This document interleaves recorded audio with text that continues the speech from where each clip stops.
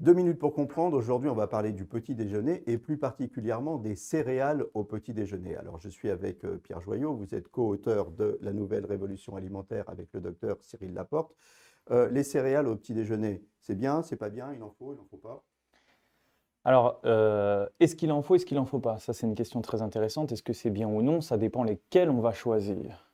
Le plus important, c'est l'équilibre global du petit déjeuner. Si on ne consomme que des céréales, et d'autant plus très sucrées, souvent dans le commerce, toutes ces pétales soufflées au maïs, très sucrées, ou ces pétales au chocolat, etc., sont extrêmement sucrées.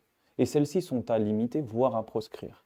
Ensuite, on a des céréales un peu plus santé, genre muesli, avec quelques noix, noisettes, amandes, un petit peu de flocons d'avoine à l'intérieur, l'équilibre est déjà meilleur. Faire attention à ce qu'il n'y ait pas trop de sucre ajouté et ce qu'il n'y ait pas trop d'additifs ou conservateurs. Ensuite, la question, c'est aussi la dépense énergétique de l'individu qui va consommer ces céréales-là. Si l'activité de l'individu est assez modérée, voire faible, alors le petit déjeuner ne doit pas être très glucidique. Il faut faire attention à ça. Parce que sinon, dès le matin, on va se retrouver en mode stockage avec la création de pics d'insuline qui vont générer l'envie de remanger 2 heures après. Alors, une question aussi, enfin 2 questions même. Les céréales, on les met dans du lait, donc quel type de lait? Et puis, il y a des gens qui rajoutent du sucre, qui saupoudrent avec du sucre ou qui mettent de la confiture ou du miel par-dessus. Voilà, alors là, c'est le piège dans lequel il ne faut pas tomber. Déjà, ne pas rajouter de sucre, parce qu'en réalité, on n'en a pas besoin.